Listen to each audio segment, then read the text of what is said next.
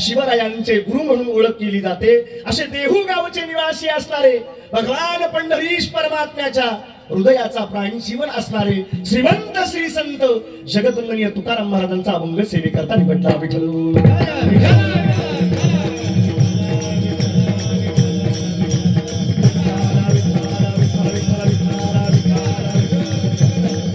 आता सेवेकरता मूळतः निवडलेला अभंग हा अभंग मूळतः सर्वसामान्य व्यक्तीचा अभंग सेवेकरता निवडलेला नाही। ज्यांचा अभंग तुमच्या आमच्या सेवेकरता निवडलाय ते महाराष्ट्रातल्या एवढ्या सगळ्या संतांमध्ये ज्यांना वारकरी संप्रदायाचा कळस म्हणून ओळखलं जातं, एवढ्या संतांच्या मांदियाळीमध्ये ज्यांना वारकरी संप्रदायामध्ये वैराग्याची मूर्ती आणि जगद्गुरु या पदाने ओळख केली जाते, अशा श्रीमंत श्री संत जगद्वंदनीय तुकाराम महाराजांचा हा अभंग सेवेकरता निवडलाय।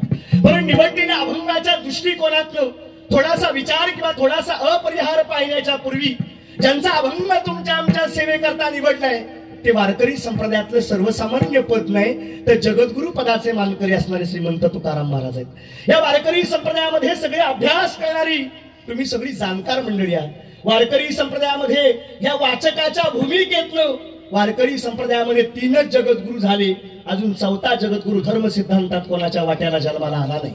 जगातले जे पहिल्या क्रमांकाचे जे जगद्गुरु आहेत कृष्ण वंदे ना जगद्गुरु, पहिल्या क्रमांकाचे जगद्गुरु कृष्ण वंदे जगद्गुरु एक, दुसऱ्या क्रमांकाचे जगद्गुरु आद्य गुरु शंकराचार्य 2 आणि तिसऱ्या क्रमांकाच्या जगद्गुरु पदाचे मानकरी देहू गावचे सुप्रसिद्ध साधू वैराग्याची मूर्ती आणि संबंधित सगळ्या वारकऱ्यांच्या कळसावर विराजमान असणारे जगद्वंदनीय तुकाराम महाराज हे तिसऱ्या क्रमांकाच्या जगद्गुरु पदाचे मानकरी आणि या जगद्गुरु पदावर विराजमान असणाऱ्या या तुकाराम महाराजांचा हा अभंग सेवेकरता निवडलाय। बरं काय तुकाराम महाराज अभंगामध्ये सांगायचा प्रयत्न करतायत? एकीकडे महाराज अभंगामध्ये भक्तीतल्या संप्रदायाचा विचार करा तर या अभंगामध्ये भक्तीचं बीजारोपण केल्यानंतर भक्तीचं फलित नेमकं काय येतं याचं प्रतिपादन या अभंगामध्ये करतायत। पण आजच्या दिवसाचं जर निमित्त पाहिलं, त्या निमित्ताचा जर विचार केला तर ज्याचं अंतःकरणातलं बीज शुद्ध आहे त्याच्या गर्भी किंवा त्याच्या पोटी येणारी शुद्धच फळं आपल्याला पाहायला मिळतात। एकीकडे संप्रदायाचा थोडासा वैशिष्ट्य पहा, संप्रदायामध्ये जो व्यक्ती भक्ती आणि परमार्थाच्या वाटेवर आला अरे त्या व्यक्तीच्या अंतःकरणामध्ये काही नाही काहीतरी थोडासा बदल होतो। महाराजांनी साधं सोपं सांगितलं, ज्यांनी परमार्थातलं बीज आपल्या अंतःकरणात रोवून घेतलं, महाराज म्हणतात त्याच्या अंतःकरणामध्ये शुद्ध बीज गेलं की त्याची फळे मात्र रसाळ येतात। तसं परमार्थामध्ये तसं संसारामध्ये चांगला विचार करणारी माणसं जन्माला आली की छत्रपतींसारखं नावाचं रत्न शुद्ध बीजापोटी आणि फळे रसाळ गोमटी। महाराज म्हणतात ज्यांचं बीज शुद्ध आहे त्यांच्या अंतःकरणामध्ये गेल्यानंतर सगळं सर्वांगाच्या गोष्टी निर्मळ होऊन जातात। सगळ्यात त्रासदायक ज्या गोष्टी आहेत त्या सुद्धा त्या शुद्धत्वाच्या अंतःकरणानं नाहीशा होतात। याचा अर्थ एकीकडे परमार्थातलं फलित सांगताय, परमार्थातली प्रचितीचा अनुभव सांगताय आणि एकीकडे शिवरायांचं याच्यामध्ये उद्बोधन करणार आपण हा अभंग त्या दृष्टीने फिरवणार विठ्ठल।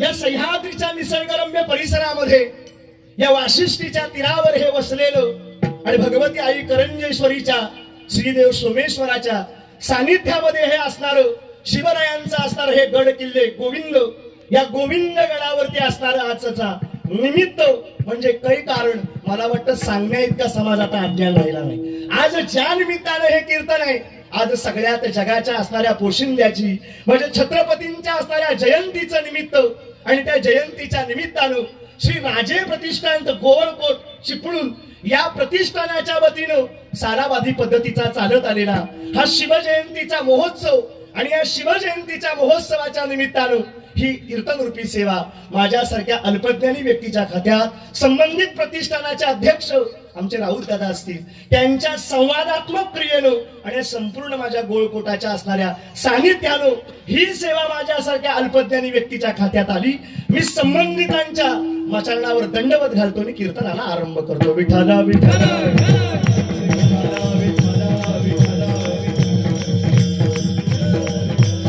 ऐका, आता सेवेकरता मूळतः निवडलेला अभंग हा अभंग मूळतः हा सर्वसामान्य व्यक्तीचा अभंग सेवेकरता निवडलेला नाही. तर या निवडलेल्या अभंगामध्ये सांप्रदायिक तत्वाचा जर थोडासा विचार केला, कदाचित आजच्या दिवसाचं जर निमित्त पाहिलं, आजच्या दिवसाचं औचित्य पाहिलं, तर मला वाटतं कदाचित या अभंगाच्या दृष्टीनं मी न्यायाच्या दृष्टीनं कदाचित बोलणार नाही. कारण याचा अर्थ आज जयंती सुद्धा साधायची आहे, आज महोत्सव सुद्धा साधायचा आहे आणि परमार्थाच्या वाटेवर लोकांना सुद्धा आणायचं आहे. मग आजच्या अभंगामध्ये तुकाराम महाराज नेमकं काय सांगायचा प्रयत्न करतात, तर महाराजांची साधी सोपी भाषा आहे की जो माणूस जीवनामध्ये जन्माला आल्यावर परमार्थाच्या दिशेनं वाटचाल करतो, त्याच्या अंतःकरणात थोडासा तरी तुम्हाला बदल काय करायला मिळतो, पाहायलाच मिळतो. जो माणूस परमार्थाच्या वाटेवर आला, त्याच्या अंतःकरणात बदल जर घडला, तर त्याची फळं मात्र तुम्हाला अत्यंत प्रचंड चांगली फळं तुम्हाला पाहायला मिळतात.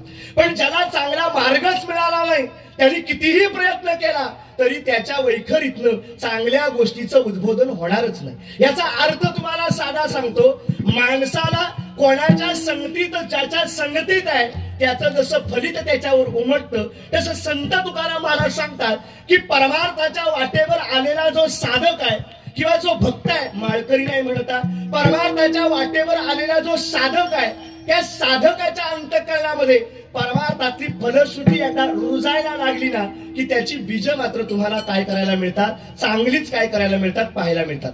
आज तुम्ही छत्रपतींच्या दिवसाचं निमित्त जरा डोळ्यासमोर उभं करा. जर तुम्ही त्यावेळेचा कालखंड 1600चा कालखंड जर डोळ्यासमोर आणलात, तर 1600च्या कालखंडात कुठल्या हिंदू माणसाची मेजाज नव्हती की त्या हिंदू माणसानं आपल्या राष्ट्रात सुद्धा मान वर करून चालायची काय नव्हती, त्याची मेजाज नव्हती. 1600चा कालखंड जरा डोळ्यासमोर आणून बघा. ज्या वेळेला छत्रपती शहाजीराजे त्यांच्या असणाऱ्या धर्मपत्नी जिजाबाई आईसाहेब यांचा कालखंड जर डोळ्यासमोर आपण इतिहास जर वाचला ना, तर या इतिहासामध्ये जन्माला आलेला प्रत्येक जो दलित आहे, जन्माला आलेला जो प्रत्येक जो सर्वसामान्य साधक आहे, त्या सर्वसामान्य साधकाला कधी या महाराष्ट्राच्या मातीत मान वर करून चालायची ताकद नव्हती. जिजाबाई आईसाहेबांनी या सगळ्या गोष्टीचं निरीक्षण महाराष्ट्रामध्ये काय चाललं हे पाहिलं. भर दिवसा एका बाईवर अन्याय होतो, भर दिवसा आपल्या हिंदू संस्कृतीतली गाय कापली जाते, तरी सुद्धा आम्ही हिंदू माणसं गप बसतो, कुणीतरी आवाज उठवायला पाहिजे. म्हणून जिजाबाईच्या अंतःकरणात एक कळवळा निर्माण झाला. महाराष्ट्राची कोणतरी आई झाली पाहिजे, आणि कोणच जर आई झाला नाही तर या महाराष्ट्रातल्या लेकरांना उदराजवळ घेणार तरी कोण. साधा तिच्या मनामध्ये अंतःकरणातला विचार आला आणि त्या विचाराच्या पोटी जिजाबाई आईसाहेब एकदा धावत धावत त्या भवानीच्या चरणाच्या जवळ गेल्या. भवानीला वर्णन करायला लागल्या, अगं देवी, किती महाराष्ट्राचा अंत पाशील, आता दार उघड बाई, दार उघड. विनंती केली देवीला, अंबाबाई तुझ्या चरणाजवळ आले. देवी जवळ जिजाबाई आईसाहेब हात जोडतायत आणि जिजाबाई आईसाहेब भवानी देवीच्या मातेच्या चरणावर नतमस्तक होऊन देवीला विनंती करतात, अगं आई, या महाराष्ट्रातली चाललेली हेळसांड पाहिली तर माझ्या डोळ्यातलं पाणी मला थांबवत नाही. आयाबाईंवरची भर चौकातला अत्याचार अन्याय पाहिला की माझ्या डोळ्यातलं पाणी आई मला साठवता येत नाही. दलितांवरचा अन्याय पाहिला तर माझ्या डोळ्यात मला काहीतरी गुपल्यासारखं वाटतंय. काहीतरी माझ्यावर कृपा कर आणि माझ्या उदरात असा काहीतरी पुत्र व्हावा गुंडा, पण त्याचा दिली लोकी जिंदा. विनंती केली त्यानं देवीला, माते असा काहीतरी माझ्या गर्भाला पुत्र देना. मी ज्या गोष्टी महाराष्ट्रात केल्या नाहीत, माझ्या पोरानं महाराष्ट्रात असं काहीतरी करावं की तो जन्माला आल्यानंतर त्याचं नाव जरी काढलं ना, तर प्रत्येकाचा मुजरा करण्यासाठी हात त्याचा वर यावा, प्रत्येक माणसाचा हात वर यावा, असं काहीतरी माझ्या गर्भाला आई रत्न दे, रत्न दे. एका शाहिराचं गोड वर्णन आहे की स्वराज्याचं स्वप्न धरलं तीन मनी, नवसतीनं केला भवानीच्या चरणी, आईचा पुत्र लाभू दे या राष्ट्राला, शोभेल साऱ्या महाराष्ट्राला. हो हो हो, वंदन करूया जिजाईना, शिवरायांच्या आईला.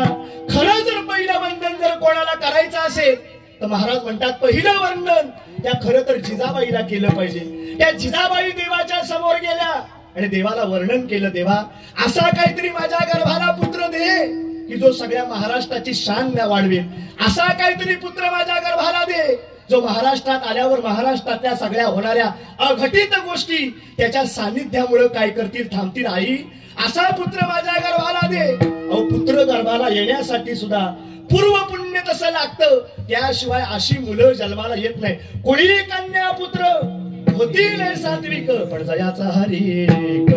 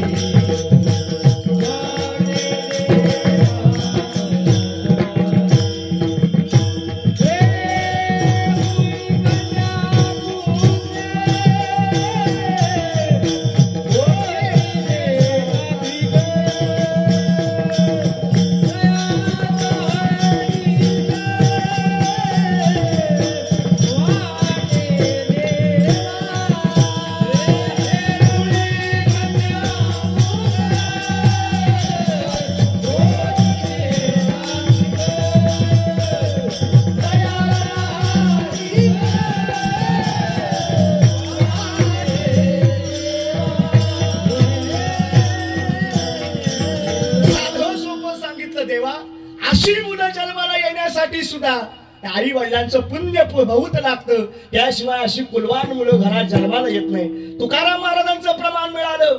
अरे कुळी कन्या पुत्र होती जे सात्विक, जयाचा हरिक वाटे देवा. अशी मुलं जन्माला येण्याकरता ज्याचा हरिक सुद्धा देवाला आनंद झाला पाहिजे, अशी पोरं आपल्या कुळात जन्माला आली पाहिजे. देवी जवळ विनंती केली, माते असा पुत्र माझ्या गर्भाला दे. आणि क्षण तो एवढा उजाळला की एक कविकारानं साधं सोपं म्हणणं आहे बघा, संप्रदायात बसत नाही तरी सुद्धा सांगतो. फार गोड वर्णन आहे. छत्रपती जीवनात मोठे झाले, छत्रपती जीवनात कधी मोठे झाले नाही, मोठी करणारी तशी जिजाबाई भेटली म्हणून छत्रपती मिळाली. हे कविकारानं छान गाणं रचलंय बघा की धन्य धन्य तोर आई शिवरायाची जिजाई, आज पूजी तो महाराष्ट्र सारा. मुजरा मानाचा मानाचा जिजाईला, मुजरा मानाचा मानाचा जिजाईला. धन्य धन्य तोर आई शिवरायाची जिजाई, धन्य तोर आई शिवरायाची जिजाई, आज पूजी तो महाराष्ट्र सारा.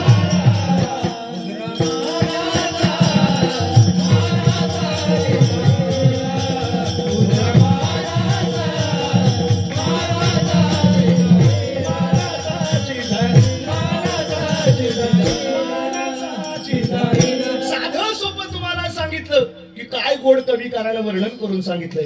अरे धन्य धन्य थोर आई ती शिवरायाची जिजाई, आज पूजी तो महाराष्ट्र सारा. आणि मुजरा मानाचा मानाचा मानाचा जिजाईला, मुजरा मानाचा मानाचा मानाचा जिजाईला. खरं गोड वर्णन करून सांगितलं. अरे जे छत्रपती घडले ना, ते छत्रपती घडण्यामागं सुद्धा खरं ती जिजाई श्रेष्ठ होती.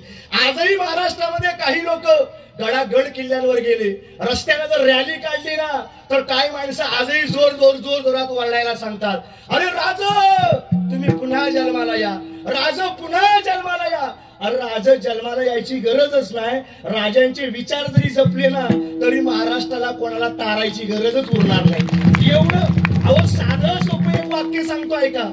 छत्रपती ही महाराष्ट्रातली अशी गोष्ट आहे, छत्रपती डोक्यावर घेऊन फिरायची गोष्ट नाही. छत्रपती डोक्यावर घेऊन फिरण्यापेक्षा छत्रपतींचे विचार डोक्यात घेऊन फिरला ना तर महाराष्ट्रात कुठल्याच गोष्टीवर अन्याय झालेला तुम्हाला पाहायला मिळणार नाही. याचा अर्थ सोपा कळाला की तशा जिजाबाई गर्भीण राहिल्या, जिजाबाई जशा डोहाळे लागले, शहाजी राजांना जिजाबाईंना ह्या डोहाळे जेवणाचा कार्यक्रम आयोजित केला गेला. आणि डोहाळे जेवणाच्या कार्यक्रमाला शहाजी राजेला असा शयनकक्ष कळतो ना, शयनकक्ष in language called as a bedroom, आताच्या भाषेत त्याला बेडरूम म्हणतात. शयन कक्षामध्ये जिजाबाई आईसाहेब बसले आणि जिजाबाई आईसाहेब बसलेले असताना शहाजी राजांनी अगदी हलकं 2 पावलं टाकत आईसाहेबांच्या समोर जावं आणि जिजाईंना साधा प्रश्न विचारला, अगं जिजाई तुझ्या अंतःकरणात राणीसाहेब तुमच्या अंतःकरणात तुम्ही गर्भीण आहात, तुमच्या अंतःकरणामध्ये काय डोहाळे होत आहेत तेवढे मला सांगा ना. ते डोहाळे जे तुमच्या होतील ना ते सगळे डोहाळे मी पुरवायला तयार आहे, फक्त मला तुझे डोहाळे सांग ना, डोहाळे सांग ना. तारकन जिजाबाईनं जाग्यावरनं उठावं. 2 पावलावर शहाजीराजे मागायत ना, धावत शहाजीराजांच्या जवळ जावं जिजाईनं. माझे डोहाळे विचारताय तुम्ही. तार दिशी महाराजांच्या कमरेची तलवार बाहेर वाढावी आणि जिजाबाई आईसाहेबांनी पहिलं वाक्य सांगावं, मला ही तलवार हातात घेऊन गार गार गार गार रणांगणात फिरवावी वाटते. अजून काय वाटतं जिजा राणी साहेब तुम्हाला? मला एक वाटतंय, घोड्याला टाच मारावी आणि सह्याद्रीची सैर करून यावी, अख्खा महाराष्ट्र पिंजून काढावा, आयाबाईवर हात टाकण्याच्या हात जाग्यावर खंडन करावे. हे माझ्या मनातली डोहाळे आहेत. जिजाबाईंचे डोहाळे तिथं ऐकले ना, महाराजांच्या अंगातला कापरा सुटला आणि ते कापरं सुटल्यावर जिजाबाईंना थोडं त्यांनी हलवलं. अगं जिजा राणी साहेब काय म्हणताय तुम्ही? हो राज, मला दानपट्टा चालावा वाटतो, मला रामाच्या कृष्णाच्या गोष्टी वाचन कराव्याशा वाटतात. कारण रत्नाची खान कशी गर्भात त्यांच्या काय करत होती, वाढत होती. साधं सोपं सांगितलं, अरे रत्नाची खान गर्भात असल्यामुळं त्या शहाजी राजांना ते जिजाबाईंच्या आईसाहेबांचे डोहाळे ऐकले आणि जिजाबाई आईसाहेबांचे डोहाळे शहाजी राजे व्यक्त करायला लागले. असे जर डोहाळे माझ्या राणीला लागले असतील तर माझ्या असणाऱ्या पोटी जन्माला येणारा मुलगा नक्कीच कोणतरी कुलदैवताचा अवतार असावा, तो नक्कीच कोणतरी भगवान परमात्म्याचा अवतार असावा. त्याचा जन्म कशा करता व्हावा? संतांचं प्रमाण आहे, धर्म रक्षा भया अवतार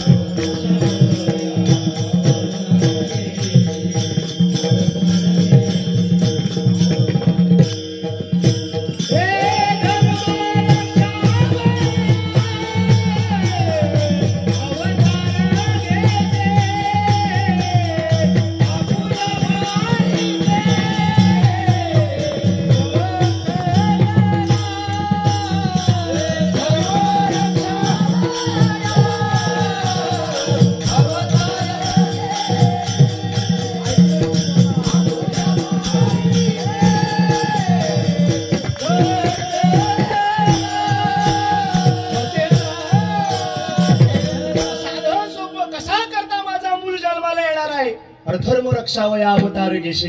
कदाचित धर्माचा अवतार करण्याकरता हा माझ्या पोटी कदाचित पुत्र जन्माला यायला असावा. आणि संत त्याला म्हणतात, अरे जिचे डोहाळे जर एवढे गोड असतील तर त्याच्या पोटी रत्न कसं असेल. महाराजांनी त्याचं वर्णन करून सांगितलं. त्या 1600च्या शतकामध्ये असं रत्न जन्माला आलं, एवढं रत्न जन्माला आलं. आणि ते रत्न नेमकं कसं जन्माला आलं, तुकाराम महाराजांच्या भाषेत सांगायचं झालं तर अभंगाचं पहिलेच शुद्ध बीजा पोटी, शुद्ध बीजा पोटी, शुद्ध बीजा पोटी, शुद्ध बीजा पोटी, शुद्ध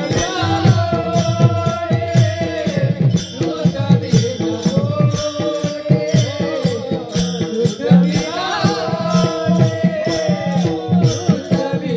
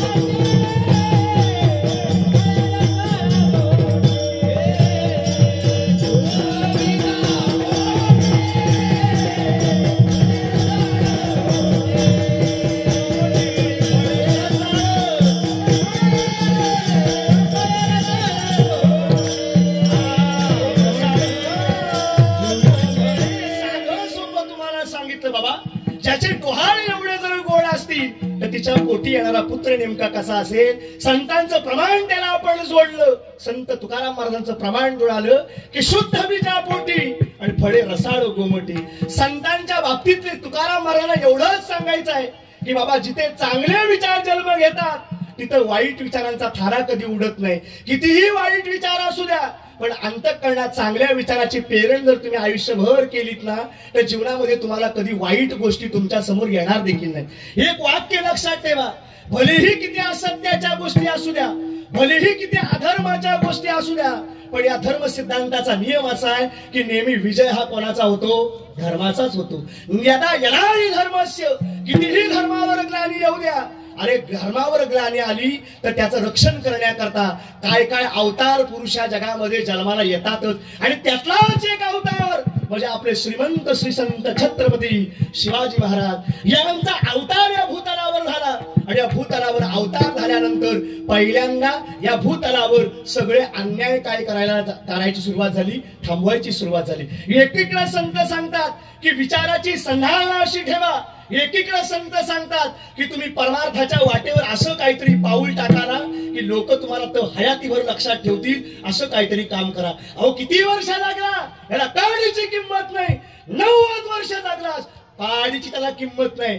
तू 90 वर्ष जगण्यापेक्षा काय लोकांसाठी करून गेलास याला परमार्थामध्ये आणि आयुष्यामध्ये फार मोठी किंमत आहे. सांगतो तुम्हाला, एक सध्या मागच्या टायमाला एक रिलीज झालेला एक पिक्चर तुमच्या डोळ्यासमोर आणून देतो. त्या पिक्चरचं नाव पुष्पा. त्यातला सगळ्यात महत्त्वाचा डायलॉग असं बोला ना, सगळ्यात महत्त्वाचा डायलॉग, अरे झुकेगा नाही साला, ये झुकेगा नाही साला डायलॉग बोलला. अरे लोक मत हयाती एवढी एवढी पोरं पण झुकेगा नाही साला. पण साधा विचार करा, छत्रपती संभाजी महाराजांचे डोळे हातात काढून दिले, आपल्या हृदयात असणाऱ्या या शिळा घुसवल्या, अरे जीवा कापून टाकली, तरी पण म्हणला अरे धर्मासाठी झुकेगा नाही साला, तुला काय करायचं आहे ते कर. म्हणजे जीवनामध्ये लोकांच्या वाट्याला पुष्पा लक्षात राहिला पण धर्मासाठी प्राण देणारा आमचा छत्रपती मात्र कोणाच्या लक्षात राहिला नाही. महाराज म्हणतात याच्याकरता तुम्हाला संतांच्या विचाराची फार मोठी गरज आहे. अरे एवढे मोठे जगाचे पोशिंदे राजे झाले, अरे ज्यांचा आमचा एक टाळकरी आम्हाला मागणं चांगला म्हणू शकत नाही. अरे अख्खा सगळा मावळा आम्ही मेलो तरी चालेल, पण आम्हाला या महाराष्ट्राला पोचणारा नाटाचा पोशिंदा काय राहिला पाहिजे, जिवंत राहिला पाहिजे. ही ज्याची भावना होती त्या छत्रपतींचा जन्म आजच्या दिवशी या महाराष्ट्रात झाला. जिजाबाईंनी काय छत्रपतींना शिकवावं, छत्रपतींना ओव्या तरी काय गाळून शिकावं. अरे रामाच्या संगे पारा सूर्य उगवला दिना, सांगायचं त्याला रामाच्या पाऱ्याला तो सूर्य पहाटेला उगवला. काय त्या ओवासा, निज निज रे शिवबाबाळा, उठ उठ रे शिवबाबाळा, काय सांगायचं. आणि आपण आपल्या पोरांना पाळणे शिकवायचं. अरे बाप्या दिल्लीची गेली किल्ली आणि तुझ्यासाठी सुरचा केला भाला, पप्या संध्याकाळी प्याला आणि आता गावात हिंगाला. म्हणा ना पुढे, हो परमार्थातली सगळ्यात मोठी वाटचाल काय, मुलाला काय संस्कार देत आहे याच्याशिवाय.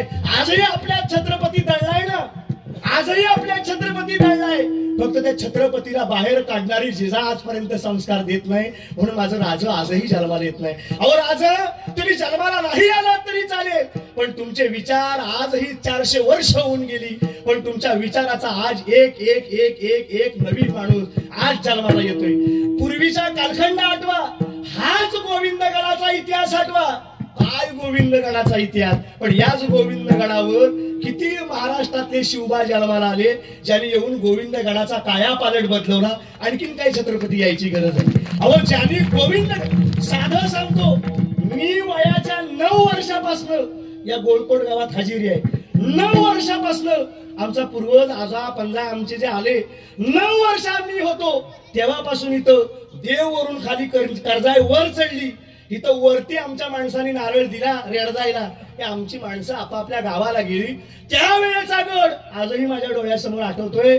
आणि आज गडाच्या सुरुवातीला आलात ना, तर सुरुवातीला आल्यावर छत्रपतींचं वास्तव्य असल्यासारखं गडाचं दर्शन आहे. अजून काय पाहिजे तुम्हाला? एक साधं सोपं सांगू काय, कधीही राऊत दादा एक वाक्य लक्षात ठेवा, जीवनात आपण केलेल्या कामाची हजेरी कुणी घेऊ नाही तर नको घेऊ, पण जगाच्या मालकाच्या दरबारात त्याची काय असते, नोंद असते, एवढं मात्र लक्षात ठेवा. अहो साधा सोपा विचार करा, तालुका जिल्हा रत्नागिरी केवढा आहे, चालू झाला मंडणगडाला, ते बारीतला आहे ते असं, मंडणगडापासून ती चालू झाली, रत्नागिरीच्या लांजा राजापूर पर्यंत संपला.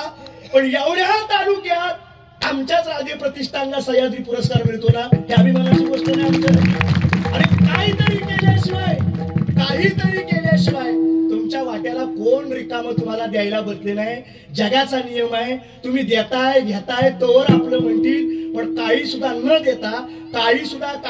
देता आपण केलेल्या कामाची पोचपावती जर आपल्याला मिळत असेल तर याच्या इतका पूर्व पुण्याईचा ठेवा आपल्या वाट्याला नेमका अजून कुठंच नाही. एक वाक्य लक्षात ठेवा, तुम्ही संस्कार जर चांगले केलेत ना, जिजाबाईंनी एवढे गोड संस्कार केले की त्या संस्कारात छत्रपतींचं काय झालं, वाढणं झालं. लहान वयाच्या असताना 9-6 वर्षाच्या मुलाला हातात रामायण द्यायचं, बाळा शिवा हे रामायण वाच, कृष्णाच्या गोष्टी वाच शिवा, या रामायणातल्या रामाच्या गोष्टी वाच. सगळ्या वाचून शिवबा मोठे झाले, संस्कार मोठे झाले. आणि वयाच्या शिवबा जेव्हा वयात आले ना, जिजाबाई आईसाहेबांनी ठरवलं, शहाजी राजे तिकडे जर मोहिमांवर असतील तर महाराष्ट्राचा वाली होणार कोण. जिजाबाईंनी मनात ठरवलं की उद्यापासून या शिवबाला या महाराष्ट्राच्या गादीचा काय बनवायचा, राजा बनवायचा. ठरला नियमा पद्धतीनं. पण एक दिवस असा उजाडला ना बाबा, एक दिवस असा उजाडला की शिवबा राजांना आठवड्यानं महाराष्ट्रातल्या राजकारभाराची धुरा महाराजांच्या हातात द्यायची होती. आणि 8 दिवस अगोदर छत्रपती वेळ काढून आहे ना बाबा, एकदा तमाशा बघायला गेली. बाकी ध्यान देऊ नाही का, तमाशा बघायला राजा गेलो. आणि राज तमाशा बघायला गेल्यावर राजांचं रात्री 7च्या दरम्यान तमाशाला जाणं झालं. इकडं जिजाबाई आई साहेबांना कळालं की माझा मुलगा ज्या संस्कारात वाढवला, एवढ्या रामाच्या कृष्णाच्या गोष्टी सांगून सुद्धा माझा मुलगा तमाशा बघायला गेलाच कसा. वाक्य हलक्यात घेऊ नका, लय जड आहे. ते म्हणले असतील, आपण पण म्हणा कधीतरी, ते म्हणले ते त्यांचं काम आहे, आपलं पण ते काम आहे. साधं सोपं कळलं की माझा मुलगा तमाशा बघायला गेलाय. जिजाबाई आई साहेब रात्री 2 वाजेपर्यंत काय करतायत, महालात अशा घेरट्या घालतायत. महालाचं अंतर म्हणजे साधं सुद्धा अंतर नाही. राज जेव्हा 2च्या दरम्यान राज दरवाजात आलं, दरवाजात राजांचं येणं झालं. राजांनी दरवाजातल्या खिरणी द्याट कोळल्याचं खिरणीतनं राजांनी लांबून पाहिलं की आपल्या जिजाई मासाहेब अजून ज्या आरती महालात फेऱ्या घालतायत, याचा अर्थ आपण काहीतरी आज चुकीची गोष्ट केलेली आहे. राजाने आपल्या पायातलं पायतान काढलं. पायतान म्हणजे चप्पल म्हणतात तिला. ती चप्पल हातात घेतली राजानं, तिला खटवा हे अक्षर पण म्हणतात. ती चप्पल हातात घेतली राजानं, वाजू नये म्हणून चप्पल हातात घेतली. जिजाबाई आईसाहेब फेरी घालून दरवाजाकडून पुन्हा सिंहासनाच्या दिशेत जाणार ना, एवढ्यात त्या चपलीचा आवाज न करता राजा हळूहळू त्या महालाच्या असणाऱ्या शयन कक्षाच्या दाराजवळ आले. शयन कक्षाच्या दारात पाऊल टाकणार, राजा थांबा म्हणले. तिथंच जिजाबाई आईसाहेबांनी पावलाचा आवाज घेतला आणि जिजाबाई आईसाहेबांनी सांगितलं, राजा थांबा. राजाने 2 मिनिटं सुद्धा मागे वळून पाहिलं नाही. मान खाली घातली राजाने आणि राजानं मान खाली घालून जिजाबाई आईसाहेबांच्या समवेत राजा येऊन उभं राहिलं. मान खाली आहे. जिजाबाई आईसाहेबांचा पहिला प्रश्न आहे, राजा येताय कुठून तुम्ही, राजा येताय कुठून तुम्ही. राजानं खाली मान घालून सांगावं, आईसाहेब तमाशा बघायला गेलो होतो. अरे वा, तमाशा बघायला, माझा मुलगा तमाशा बघायला जातो, आनंदाची गोष्ट वाटली. का गेलास बाळा तमाशा बघायला, तमाशातली सुंदर रूपवंत स्त्री बघायची होती म्हणून तू तमाशा बघायला गेला का. राजाने डोळ्यात लक्षात आलं की आपण काहीतरी चुकीची गोष्ट केली. राजांच्या डोळ्यातनं घळ पाणी खाली यायला लागलं. राजांच्या डोळ्यातलं पाणी महासाहेबांच्या पायावर पडण्याच्या आधी राजे डोपरावर खाली बसले. महासाहेबांच्या चरणावर दंडवत घातला. आईसाहेब चूक झाली, नाही गेलात का ते सांगा. नाही रा आईसाहेब, तमाशा बघायला गेलो होतो, संगतीनं गेलो. गेलातच का. टाळी वाजवली. टाळी वाजवल्या क्षणाला बाहेर जो द्वारपाल असतो, बाहेर दारावर ठेवलेला एक द्वारपाल, तो द्वारपाल धावत आला. जिजाबाई आईसाहेब सांगतात, अरे जा त्या पलीकडच्या कक्षातल्या ज्या घुंगरा आहेत ना, ती घुंगर जरा घेऊन ये. जिजाबाई आईसाहेबांनी एवढं वाक्य सांगितलं, द्वारपाळानं तो भाला तिथंच ठेवला, धावत पलीकडनं घुंगरं आणली आणि घुंगरं मासाहेबांच्या हातात दिली. मासाहेबांनी ती घुंगरं घेतली आणि तो पाय आहे ना शिवाजी महाराजांच्या असा ढोपरावर ठेवला आणि ती चाळ महाराजांच्या हातात दिली. राज, हे चाळ घ्या आणि माझ्या पायात बांधा, मला पायात चाळ बांधायचं. कशा करता आई पायात चाळ बांधताय? मी माफी मागतोय ना आई. नाही नाही, पायात चाळ बांध माझ्या. कशाला चाळ बांध पायात? साधं जिजाईंचं वाक्य आहे, अरे माझ्या पोरग्याला, मी घरात सुंदर स्त्री असताना सुद्धा माझ्या पोरग्याला बाहेर तमाशा बघायला जायची गरज लागते. गरज काय? मी उद्यापासून चाळ बांधते, तुम्ही सांगाल त्या गाण्यावर फरमाईश करा, मी तुमच्या समोर असते. आई साहेब, चूक झाली, नाही परत चूक होणार आहे. राज, जिजाबाई आई साहेबांच्या मुखातलं वाक्य आहे, राज, या महाराष्ट्रातल्या बाया नाचवायला नाही, महाराष्ट्रातल्या बाया वाचवाय करता तुला जन्माला घातलंय, तेवढंच तुम्ही काम करायचं. महाराष्ट्रातल्या बाया वाचाव्या म्हणून जे राजे जन्माला आलं, त्या राजांच्या असणाऱ्या अंतःकरणात तसे संस्कार होते म्हणून तुकोबारायाचा अभंग जुळतो. शुद्ध पूजा पोटीनी फळे रसाळ गोमटी. साधं सोपं सांगितलं. एकीकडे सांगायला लागले परमार्थ करा. अहो साधा परमार्थातली निष्ठा काय असावी, परमार्थातलं ध्यान काय असावं? अहो साधं सोपं बघा. आजही आपल्याला कधीतरी कुणी विचारलं ना, छत्रपती शिवाजी महाराजांची जन्मदिनांक काय रेवा? जन्मदिनांक ना? अरे तू दररोज गडावर जातोस ना, मग जातोस कशाला?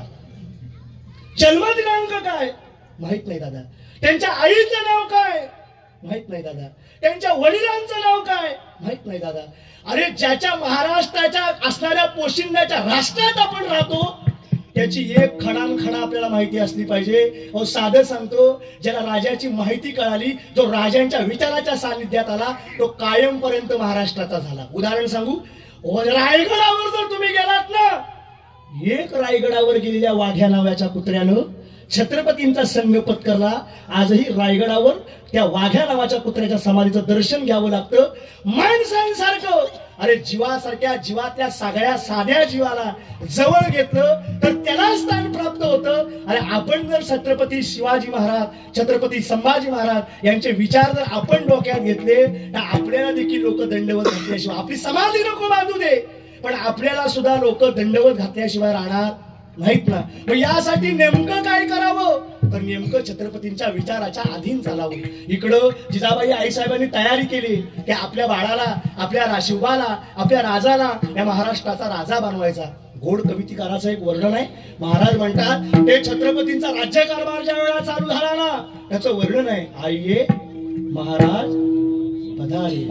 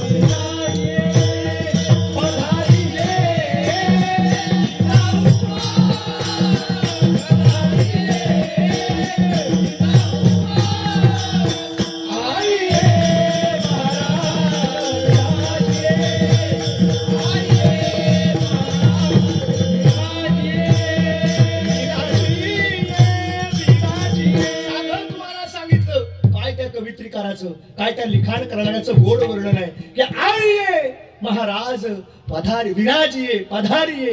अहो साधं त्या महाराजांचा सोहळा तिकडं पूर्ण झाला. तुकाराम महाराज म्हणायला लागले, गड्याला तिकडं सोहळा चालू झाला, गड्यात 9 वाजायला आले. महाराज म्हणाले, थोडं थोडं पुढे पुढे पटापटा चल, एकच अभंगाचा चरण राहिलाय. महाराजांनी साधं सोपं सांगितलं, अरे अंतःकरणात चांगला भाव द्यायचा आहे, त्याच्या अंतःकरणात चांगले विचार जन्माला येतात, ज्याच्या अंतःकरणात रत्नाची खाण आणि संस्कार तसे वाढले, म्हणून छत्रपतींसारखं नावाचं रत्न या महाराष्ट्रात जन्माला आलं. अहो साधं स्वतः रत्न जन्माला नाही आलं, पण स्वराज्य व्हावं ही श्रींची इच्छा हे मनात ज्याने अंतःकरणात बाळगलं, नुसतं बाळगलं नाही, पण हे स्वराज्य, हे श्रींचं, हे धर्माचं, हे राष्ट्राचंच स्वराज्य व्हावं या उदात्त हेतून छत्रपतीने आयुष्यभर आपलं आयुष्य झिजवला. काय लोकांना असं वाटतं की आयुष्यभरामध्ये माणसं अशी आहेत बाबा, निघाली की गाडीवर छत्रपतींचा फोटो लावला, गाडीवर इकडे मागं शंभू छो छत्रपती लिहिलं की त्यांना वाटतो आम्ही छत्रपतींचे दात झालो का काय. अहो साधं विचार करा, गाडीवर न जाता आता गाडीवर छत्रपती लिहायचं, पाठीमागणं राज लिहायचं आणि जाताना येताना पोरीला हॉर्न मात्र देऊन आवर्जून पुढे जायचं. साधं सोपं सांगतात. अहो आज जयंतीच्या निमित्तानं तुम्ही जयंती केवढी करता याच्यापेक्षा शिवाजी महाराजांचे विचार तुम्ही अंतःकरणात काय रुजवता याला वारकरी संप्रदायामध्ये फार महत्वाची किंमत आहे. तुम्ही छत्रपतींचे विचार गाडीवर लिहिण्यापेक्षा तुमच्या मनात लिहा. अहो छत्रपती हे सहसा मिळालेलं पद नाही. विशाल खोलेंचं एक वाक्य आहे, जे माझं नाही ते नाही, त्यांचं आहे ते त्यांचंच सांगतो. विशाल खोले महाराजांचं एक वाक्य आहे. विशाल खोले महाराज म्हणतात छत्रपती असाच होता येत नाही. अहो छत्रपती होण्याकरता आयुष्यातल्या 52 वर्षामधला 40 वर्षाचा कालावधी घोड्यावर बसून सैर करावा लागतो, त्याशिवाय छत्रपतींसारखं घडता येत नाही. आयुष्यातल्या 52 वर्षाच्या कालावधी मधला अहो आयुष्यातला 40 वर्षाचा कालावधी अखंड महाराष्ट्रातल्या या सह्याद्रीच्या घोड्यावर सैर करून टाकला. म्हणजे काय छत्रपतींच्या आपल्या जीवनासाठी त्याग असेल. संत तुकाराम महाराजांचा एक अभंग आहे, त्यांनी स्वतःचा विचार नाही केला, स्वतःच्या कुटुंबाचा विचार नाही केला, पण जगातल्या महाराष्ट्रातल्या सगळ्या लोकांचा विचार करा. अरे लाथाडीला संसार, त्या संसाराला लाथ मारली आणि अख्ख्या जगाचा संसार त्यांनी सांभाळला. म्हणून आजही महाराष्ट्रात मान वर करून आपण काय करतोय, सहजरित्या चालतोय ना. अहो तुम्ही साधा विचार करा, काय संस्कार होते ऐकलात. जी मोहीम सुरतची झाली, त्या सुरतच्या मोहीमवरनं कोणतरी आता कमेंट टाकणार बघा, शाना तो पट्या. तुम्ही कधी बघताव का नुसता इंस्टाग्राम आणि फेसबुक उघडून पडताव तुम्ही. त्या साध्या त्यांनी एका असणाऱ्या ब्लॉग फोरमवर एक साधी कमेंट टाकले, तो आणखीन एक चित्र का म्हणजे अभिनेता पण त्याच्यात आहे, माहिती आहे ना.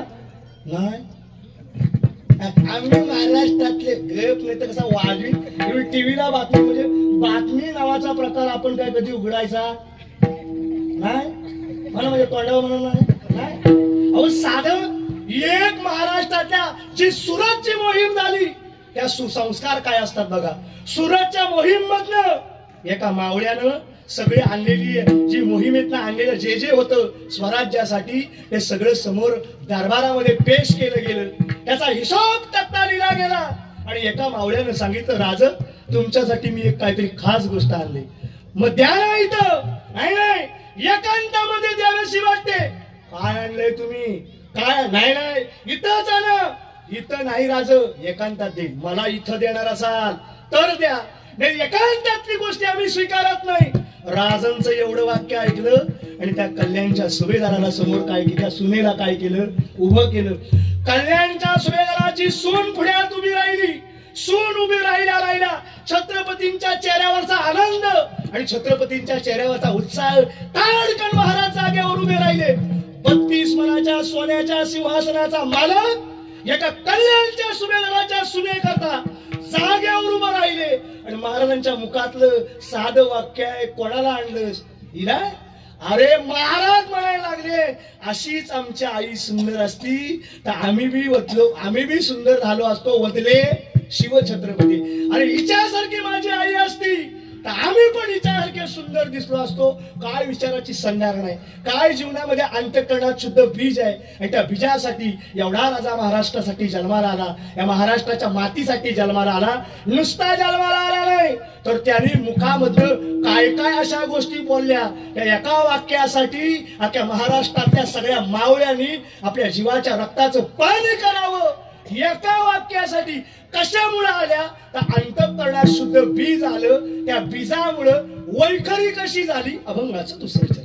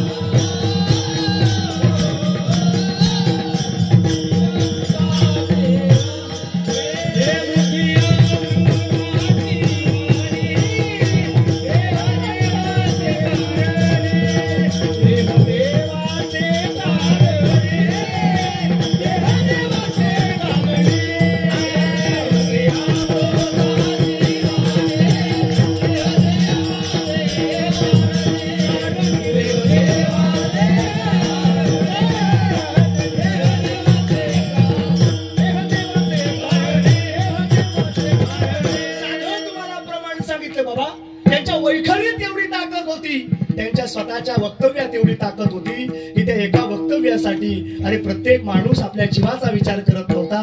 एवढा छत्रपती नावाचा एक हिरा, एक रत्न या महाराष्ट्राच्या मातीत जन्माला आलो. अहो, हा वारकरी संप्रदाय जो फोपावलेला दिसतोय ना, हा वारकरी संप्रदाय जो आज मोठा झालेला दिसतोय ना, त्याच्या मागे सुद्धा छत्रपतींचाच हात आहे. छत्रपतीनं त्यावेळेला माऊलींच्या, त्यावेळेला तुकोबांच्या असणाऱ्या वारी चालणाऱ्या वारीला जर राजाश्रय प्राप्त करून दिला नसता तर आजही माझ्या ज्ञानोबारायची पालखी पंढरपूरला गेली नसती. आजही माझ्या तुकाराम महाराजांची पालखी पंढरपूरला गेली नसती. याचं कारण राजाश्रय छत्रपतींनी दिला होता. राजाचा आश्रय त्या वारीला होता. छत्रपती महाराजांची वारी निघाली की त्या वारी बरोबर जवळजवळ मावळे सुद्धा वारीच्या दोन बाजूने चालायचे. एवढं प्रोटेक्शन देऊन ही वारी माझ्या छत्रपतीने चालू केली. म्हणजे धर्माचा खरा पाया आमचं छत्रपती शिवाजी महाराजांनीच चालू केला. नवे नवे साधे एक विचार लक्षात ठेवा. ज्याचं सर्वांग निर्मळ आहे, ज्याच्या सगळ्या गोष्टी चांगल्या आहेत, लोकांना त्याला जीवनात चांगला आहे म्हणून सांगायची गरज नाही. आणि तुम्ही जर चांगले नसाल ना तर तुम्हाला लोकांना मी चांगला आहे, मी चांगला आहे, मी हा काम करीन तू सांगायला लागेल. सांगू नको, तू काहीतरी कर, मग लोक तुला राम राम ठोकतील. एक वाक्य लक्षात ठेवा. आयुष्यात असं काहीतरी काम करा ना की तुम्ही रस्त्यात चालायला जरी लागलात ना तर तुम्ही चालता क्षणी आहे ना, तुम्ही 50 पावलावर असाल ना, अरे गावातली माणसं तुमच्या करता 52 पावलं टाकत पुढे आले पाहिजे आणि तुम्हाला राम राम घातला पाहिजे. असं काहीतरी काम करा. नाही तर आपण यायला लागलो आणि 10 लोकांनी माझ्या रस्ता निघून बदलून म्हणतील घाण जाऊ दे, मग आपण आपल्या रस्त्याने जाऊ. असं जीवनामध्ये आपलं कधी वर्तणूक करू नका. सर्वांग ज्याचं निर्मळ आहे, ज्याचं काम उत्तम आहे, अरे त्याला सगळ्या गोष्टी काय कराव्या प्रतिपादित कराव्या लागत नाही. अहो, राजांच्या बाबतीतलं एक उदाहरण सांगतो ऐका. छत्रपतींच्या जीवनामध्ये नुसते मावळे सांभाळले नाहीत. अरे मावळ्यांच्या सुखात सुद्धा माझा राजा गेला, मावळ्यांच्या दुःखात सुद्धा माझा राजा त्या प्रत्येक मावळ्यांच्या दारात गेला. एक वेळची गोष्ट सांगतो ऐका. छत्रपतींची एक मोहीम झाली. त्या मोहिमेमध्ये बरेच असणारी मोठी मोहीम चालली. त्या मोहिमेमध्ये बरीच प्रकारचे मावळे मारले सुद्धा गेले. त्यातले काही मावळे जखमी सुद्धा झाले. त्यातल्या काही महाराजांचा नियम असा होता, आपल्या मावळ्याला दुखापत झाली की आपला राजा त्याला असणाऱ्या 32 पानाच्या सिंहासनाचा त्याग करून राजा त्या मावळ्यांच्या घरात जाऊन त्यांच्या करता 8 तासाचं एक काय करत होता, एक वाक्य सांगत होता. एक वाक्य लक्षात ठेवा. काय काय माणसं, विशाल दादा, काय काय माणसं म्हणतात, मग महाराष्ट्रामध्ये छत्रपती शिवाजी महाराज जन्माला आले, मग 32 पानाचा जो सोन्याचा सिंहासन होता तो गेला कुठं? तुझ्या वडिलो बापसापासून जमीन होती, तू खाल्लीस कशी? आम्ही विचारलेलं तुम्हाला, विचारलेलं काय? बरं, एवढी गावात तुझी जमीन जास्त होती, तू आता भिकारी कसा गावात? आम्ही विचारलेलं आहे कधी? हो, विचारलेलं आहे काय? मग तुम्ही आमच्या बापाबद्दल जी गोष्ट माहित नाही ती येऊन विचारायची. तुम्हाला जर ह्याचं उत्तर हवं असेल ना, 32 पानाचं सिंहासन याच महाराष्ट्रात अजून सुद्धा आहे. एक वाक्य लक्षात ठेवा. 32 पानाचं सोन्याचं सिंहासन, ज्या सिंहासनावर माझा राजा बसायचा, तो 32 पानाचा सोन्याचा सिंहासन आजही माझ्या महाराष्ट्रात आहे. तू छत्रपती हो, सिंहासन बनवायची जबाबदारी मी घेतो. चल, हो छत्रपती बनायला जर गेलास तू छत्रपती बन ना. अरे जगाचा मालक तुझ्यासाठी 32 पानाचा सिंहासन बनवतो का नाही बघ ना. मग ते 3 तलवारी होत्या, मग त्या गेल्या कुठं? तुला काय घेणं नाही त्याच्याशी? मग ती तलवार जी होती, ती तलवार अंबाबाईनं महाराजांसाठी दिली होती. तुळजापूरची भवानी आली, भवानी येऊन कृपा करून गेली आणि ती तलवार त्या वेळेला दिली. ऐका हो रामाची नाही, ती तलवार अंबाबाईनं दिली. माझं तरी मी सांगतोय, ही तलवार ज्या होती ना, किती तलवारी होत्या महाराजांच्या? किती तलवारी होत्या? मुख्य तलवारी 3 होत्या. पहिल्या तलवारीचं नाव जगदंब तलवार, दुसरी तलवार तुळजा तलवार, तिसरी तलवार भवानी तलवार. बरोबर आहे ना? 3 तलवार होत्या. आत्ताची इंग्लंड मध्ये ती कोणती तलवार?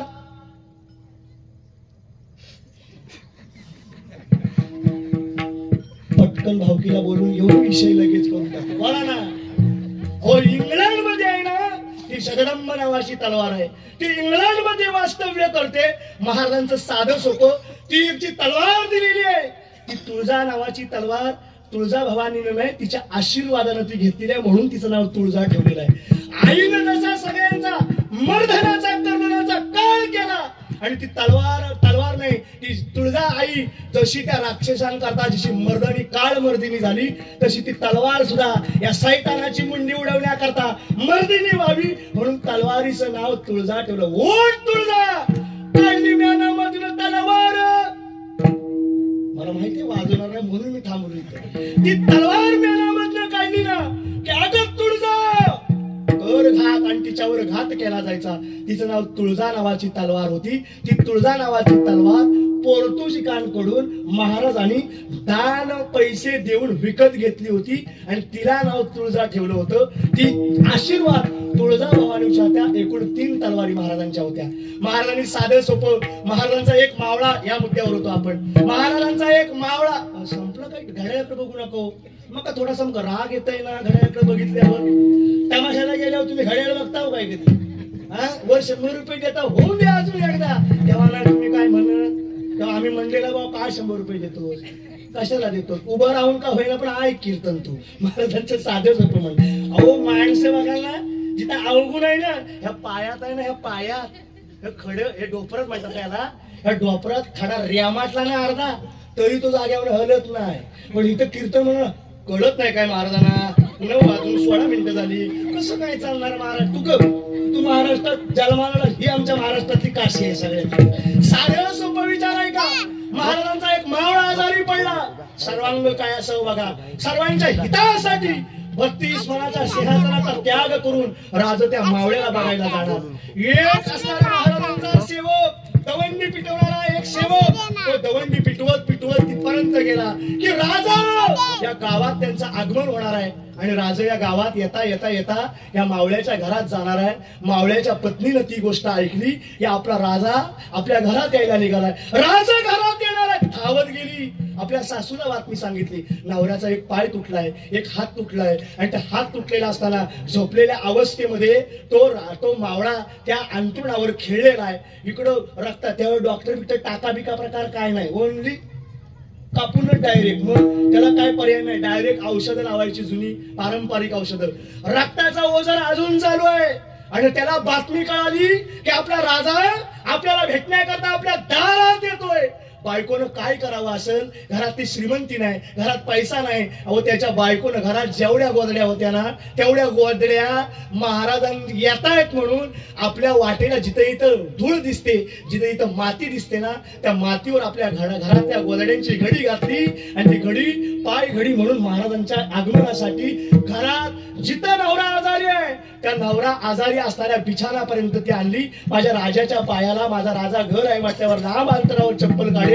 राजाचे संस्कार होते. ती चप्पल घालून घरात जातोय सुरमणी. राजाला साधं कळालं की लांब अंतरावर घरापासून बरोबर 7 पावलावर किंवा 7 हाताच्या अंतरावर चप्पल काढावी, धर्म सिद्धांताचा नियम आहे. राजाने चप्पल तिथं काढली.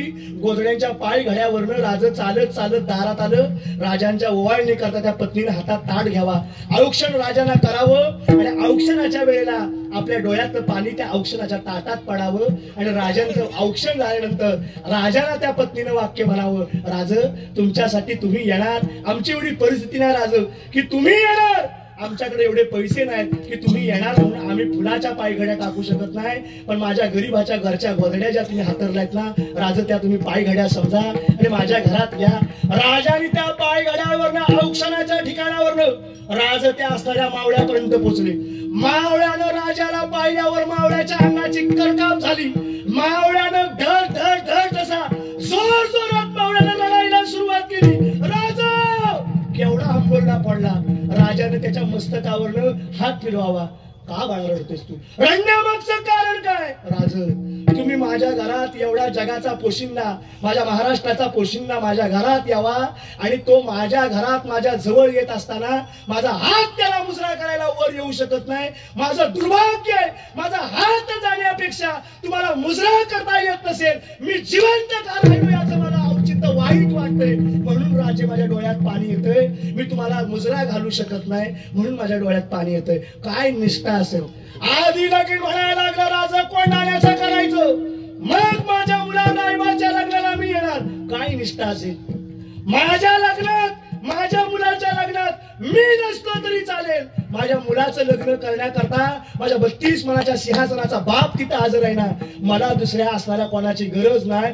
राज आधी मोहीम कोंडाळ्याची, आधी जीवनामध्ये मोहीम करायची, मग लगीन माझ्या रायबाचं करायचं. काय मावळ्यांची निष्ठा असेल, किती मावळ्यांचं प्रेम असेल. अहो एवढं प्रेम असताना जे राजे एवढे निष्ठावंत होते, एवढे असणारे कायदे पंडित होते, तरी पण प्रत्येकाला सर्वांग निर्मळ करून आपल्याला जवळ घेण्याची वृत्ती त्यांच्यामध्ये काय करायची असायची.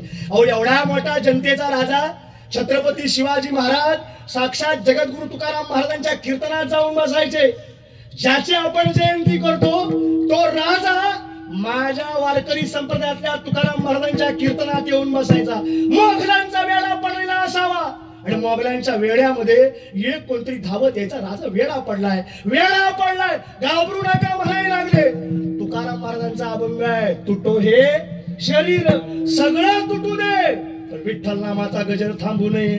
आणि तुकाराम महाराजांनी विठ्ठल विठ्ठल विठ्ठल करावं, राजेनं वेश बदलावं आणि गनिमांच्या तावडीतलं राजे कधी सुटून जावे ही ताकद फक्त परमार्थातल्या कीर्तनात बसणाऱ्या अधिकाराची.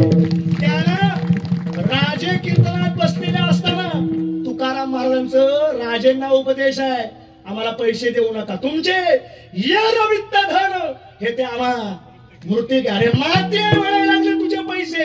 राज तुकाराम महाराज म्हणतात, राज मला पैसे देऊ नका, फक्त एक काम करा, कंठी मिरवा तुळशी, व्रत करा एकादशी, व्रत करा एकादशी, व्रत करा एकादशी,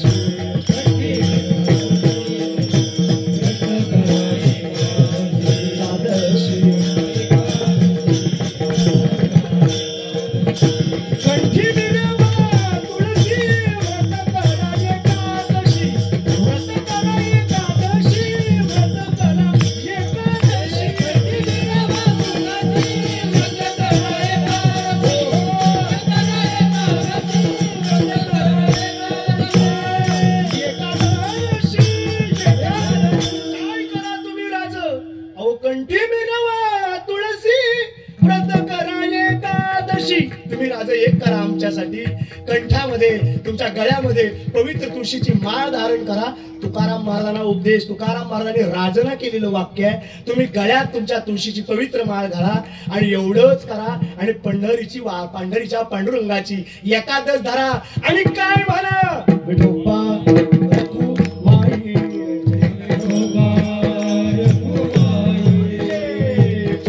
विठोबा रखुमाई,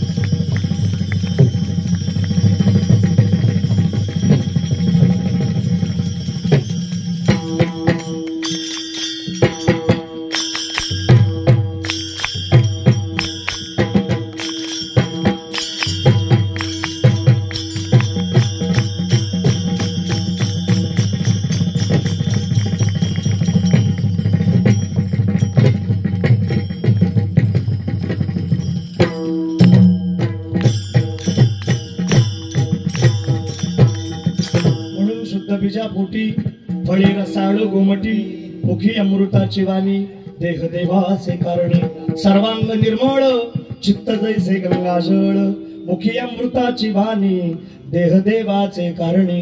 3 चरणामध्ये तुकाराम महाराज एवढंच सांगतात बाबा, परमार्थाच्या वाटेवर आलेल्या माणसाच्या अंतःकरणामध्ये बदल झाला आणि तो बदल कशामुळे झाला त्याचा परिपाक काय घडतो हा दुसऱ्या चरणामध्ये वर्णन केला.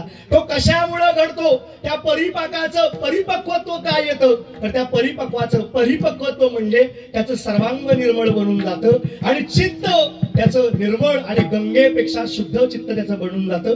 कदाचित आजचा अभंग संप्रदायाच्या दृष्टीने धरून चिंतन सांगता आला नाही कारण की आज जगाच्या मालकाची जगाच्या पोशिंद्याची छत्रपतींची आपली आज जयंती असल्यामुळं त्या अभंगाचं चिंतन अशा पद्धतीने छत्रपती शिवाजी महाराज की जय, धर्मवीर संभाजी महाराज की जय, भवानी जय, भवानी ज्ञानेश्वर माऊली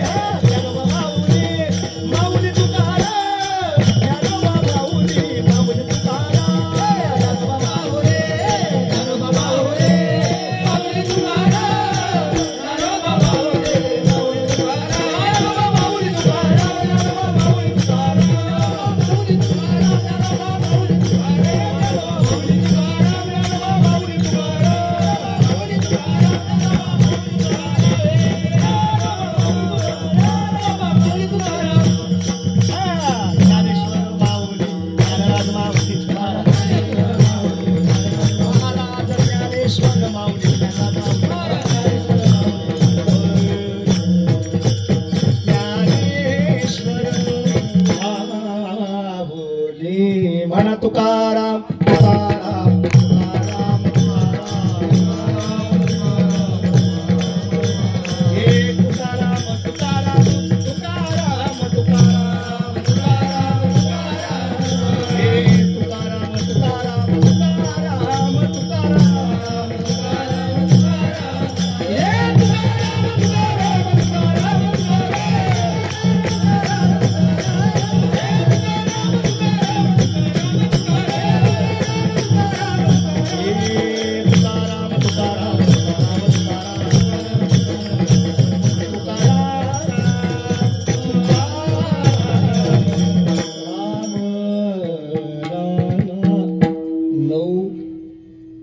मिनिटच्या पुढे काहीतरी झाले. चालेल शेवटची चाल म्हणजे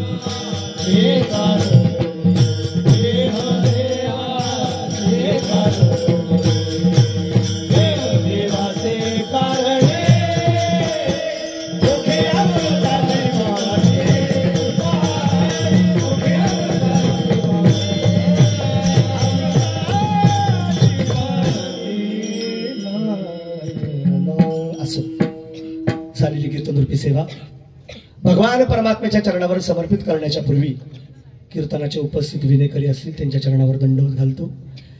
या कीर्तन क्षेत्रामधलं आपल्या चिपळूण तालुक्यातल्या आपल्या संबंधित असत माप गावातले आपणारे सगळ्यांचे प्रख्यात असणारे मृदुंग सेवक आमचे निवळकर महाराज असतील त्यांच्याही चरणावर दंडवत घालतो। आमच्या या चिपळूण तालुक्यातले दुसरे असणारे मृदुंग वादक आमचे आदरणीय साहिल महाराज पवार असतील त्यांच्याही चरणावर दंडवत घालतो। गायन क्षेत्रातलं सगळ्यात मोठं आपल्या गोळकोट चिपळूण गावचं वैभव आदरणीय आमचे सुनील आप्पा असतील। कीर्तन क्षेत्रातलं गायन क्षेत्रातलं मृदुंग क्षेत्रातलं या रत्नागिरी जिल्ह्यामधलं सगळ्यात मोठं वैभव आमचे संकेतजी महाराज रामाणे असतील त्यांच्याही चरणावर दंडवत घालतो।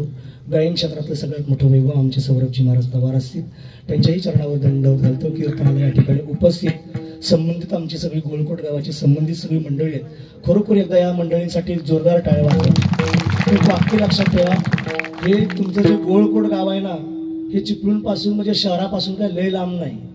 आमची गावं 30-30, 40-40 किलोमीटर चिपळूण तालुक्यात तिथली पिसाटले सगळी पोरा, पण एवढ्या वयात सुद्धा अख्ख्या एवढ्या वातावरणात सुद्धा टाळ घेऊन उभी राहतात ना, याच्या इतकं आणखीन दुसरं पुण्य नाही हो आयुष्यामध्ये। फार मोठी आनंदाची गोष्ट आहे। संबंधित आमची मिरजोळी गावची मंडळी या ठिकाणी उपस्थित आहेत त्यांच्याही चरणावर या ठिकाणी दंडवत घालतो। आमचे सुधीर आप्पा असतील त्यांच्याही चरणावर दंडवत घालतो। आमच्या आकले गावची मंडळी आमचे स्वप्नील महाराज असतील संबंधित सर्व टाळकरी मंडळी असतील त्यांच्याही चरणावर, आमच्या परशुराम गावची सगळी मंडळी असतील त्यांच्याही चरणावर दंडवत घालतो। इकडून आमचे उपस्थित असणारे सर्व मंडळींच्या चरणावर दंडवत घालतो। आणि फार मोठी आनंदाची गोष्ट यासाठी सांगतो की आज जर तुम्ही पाहिलं तर एवढा मोठा आज दारोदारामध्ये शिवजयंती उत्सव सगळीकडे साजरे होत आहेत, पण एवढा मोठा प्रचंड आज खर्च करून एवढा थाट उभा केलाय की किल्ल्याला आज महाराजांच्या सगळ्यात असणाऱ्या असण्याची शोभा आणली। फार मोठा आनंदाचं वातावरण आहे। खरं तर त्या राजे प्रतिष्ठानवाल्यांसाठी खरं तर एकदा जोरदार टाळ्या वाजवा। हे बघा, माणसांकडे पैसे असले की माणसं कुठेही खर्च करू शकतात, पण पैसा नेमका कुठं खर्च करावा आणि कुठं सत्कर्मी लागावा त्याचं उत्तम उदाहरण म्हणजे हे प्रतिष्ठानवाली मंडळी आहेत। त्यांच्याही चरणावर खरं तर फार मोठे या ठिकाणी दंडवत घालतो। साऊंडवाले आमचे बंधुराज असतील, पंकजी महाराज आगरे असतील त्यांच्याही चरणावर दंडवत घालतो। खरं तर इथं साऊंडला फ्रीपेस नाही, पण तरी सुद्धा त्यांनी एवढा चांगला साऊंड लावला, खरोखर त्याच्यासाठी साऊंडसाठी खरंच टाळ्या वाजवतात। मी नेहमी एक वाक्य पाटील सर मी नेहमी एक वाक्य म्हणतो की कीर्तनकारांना साऊंडवाल्याला कधी बोलायचं नाही। त्याचं कारण सांगू काय, साऊंडवाल्याला आपण जेवढा हलक्यात घेतो तेवढा माणूस हलका नसतो तो। तर कारण सांगू, साऊंडवाल्याचा तुम्ही सेटअप बघा, त्याचा मिक्सर बघा, त्याचा ते बेस बघा, त्याचा तो साऊंड बघा, माईक बघा, सगळ्याचा जर विचार केला ना सगळ्या साऊंडचा कमीत कमी 2.5 लाखाच्या पुढे बजेट असेल त्याचा। आपण 4,000 येणारी मंडळी आहे, कशाला ते 2.5 लाख वराच्या तोंडाला आहे तुमच्या लक्षात येतोय ना। पण फार मोठा अत्यंत गोड साऊंड लावला। त्यांच्याही चरणावर आमचे ऑपरेट करणारे असतील त्यांच्याही चरणावर दंडवत घालतो। झालेली सेवा भगवान परमात्म्याच्या चरणावर समर्पित करण्याच्या पूर्वी एक विनंती करतो की हा जो आज कार्यक्रम त्या ठिकाणी साजरा केला जातोय, खरं तर या ग्रामीण भागातल्या लोकांचं अखंड गोळकोट गावाचं खरं तर मनापासून जेवढे धन्यवाद तेवढे कमी आहे की तुम्ही हा वारसा जो तुम्हाला मिळाला आहे ना, हा वारसा आजपर्यंत असाच टिकून ठेवता, अगदी चंद्राच्या अस्तित्वापर्यंत हा वारसा तुम्ही असाच कायम टिकून ठेवा, कारण की हा आनंद तुम्हाला पुन्हा मिळणार नाही। अहो लोक सुट्टीच्या काळात गड किल्ल्यांवर भेट द्यायला जातात, तुम्हाला लांब जाता येऊ नये म्हणून छत्रपतींचा विचार बघा, तुमच्या बाजूला गड आणून बांधलाय, आणखीन काय तुम्हाला पाहिजे। एवढा गड तुमच्या बाजूला आहे, त्याचं संवर्धन ही प्रतिष्ठानवर मंडळी फार मोठी अत्यंत जपणूकपणे करतायत। आणि भगवतीची करंजेश्वरची फार मोठी कृपा आहे तुमच्या गावावर की ती जिथं येऊन तुम्हाला एकत्र काय येत आहे माहिती आहे काय, या गोळकोटच्या किल्ल्यावर करंजेश्वरी येण्यामागचं कारण काय तुम्हाला माहिती आहे? इथं वर काय घर आहे काय? बोला ना, घर आहे काय नाही। खरं तर धर्मसिद्धांताचा असा नियम असतो, पालखीत देव, जिथं देव आहे तिथं भेटायला जात नाही तर तिथला देव पालखीत येऊन बसतो, हा नियम आहे। पण ती कशा करता खालून येते माहिती आहे काय? ती खालून येण्यामागचं एकच कारण आहे, मी जिथं जाते ना त्याच्या मागं वर्षभर त्या लोकांनी जिथं मी जाते ना तिथं जपणूक करावं म्हणून ती वर येते वर्षातून एकदा। त्याची जपणूक तुम्ही करावी याची जबाबदारी तुमच्यावर टाकते, म्हणून ती वाट जिच्यानं चालता येत नाही ना ती वाट मोकळी करत तुमच्यासाठी वरपर्यंत येते। आणि जो मिळालेला वारसा आहे ना फार मोठा अत्यंत वारसा मिळालाय, जिथं छत्रपतींचे पदस्पर्श लागून गेलेत। हा एकदा आपला पुणित असणारा हा गोविंदगड किल्ला आहे, त्याची जपणूक करा आणि असाच हा कार्यक्रम अगदी उदंड आयुष्यभर असा चालत राहू दे ही विनंती करतो कीर्तनला उपस्थित आमचे पाटील सर असतील त्यांच्याही चरणावर दंडवत घालतो. आमची पेढ्यातली मोरेवारीतली काही ठराविक मंडळी या ठिकाणी गेले ते मोरेदादा मला वाटतं मोरेदादा असतील त्यांच्याही चरणावर दंडवत. आमचे नाना आहेत, देसावडे बाबा आहेत, अधिकारी आमचे कालुस्ते गावातले आमचे भाऊजी असतील की आमची ताई आली असेल, सगळ्यांच्या चरणावर दंडवत घालतो. झालेली कोणाच्या अभावी कीर्तनात जर कोणाचं नाव घ्यायचं राहिलं असेल तर दिलगिरी व्यक्त करतो. झालेली सेवा भगवान परमात्म्याच्या चरणावर समर्पित करून सेवेला सोलपेरम देतो. विठ्ठल जय जय.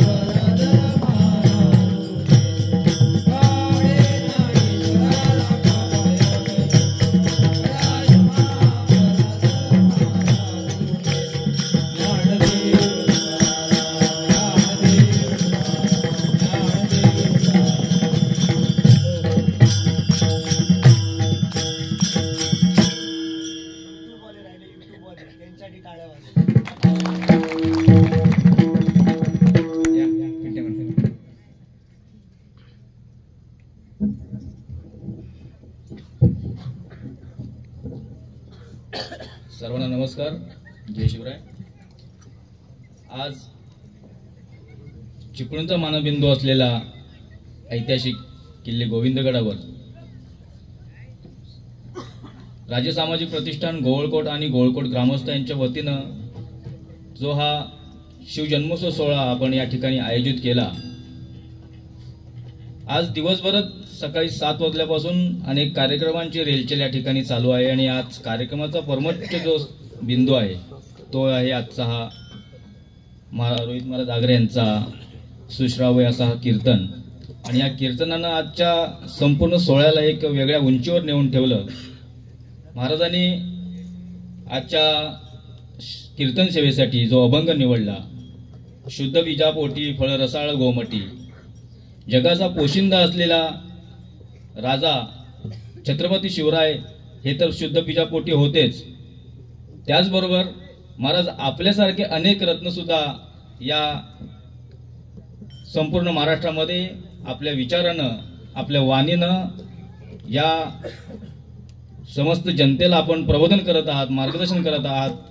ते सुद्धा आपण अशाच शुद्ध बीजापोटी असलेले एक फळ आहे आणि म्हणून हे आपण सर्व शक्य होतं आणि आपल्यासारख्या मार्गदर्शनाची आणि अमूल्य सहकार्याची आपल्या सर्वांनाच नितांत गरज असणार आहे.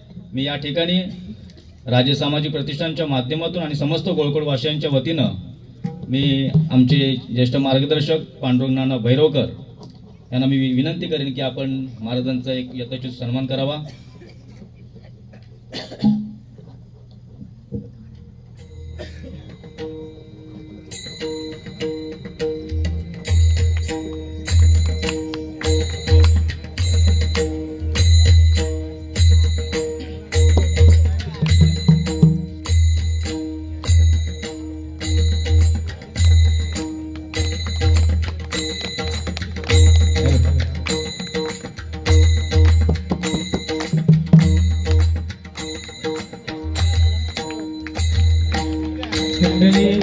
विठ्ठल श्री नामदेव तुकाराम पंढरीनाथ भगवान की जय. गौरी गणेश्वर महाराज की जय.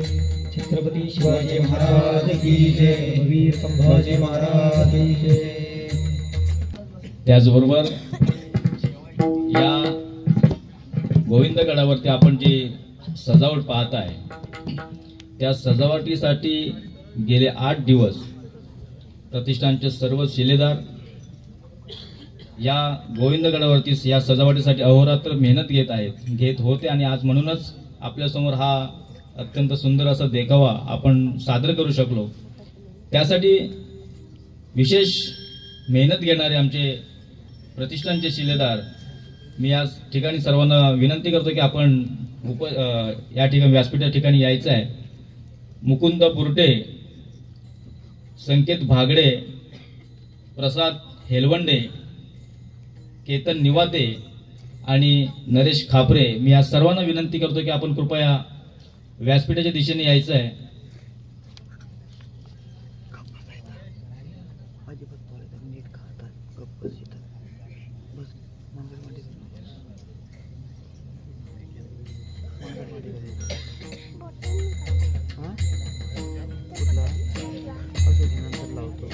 प्रसाद हेलबंडे, कृपया आपण व्यासपीठाच्या दिशेने यायचं आहे. सर्वांच्या वन आपण स्वीकारावा.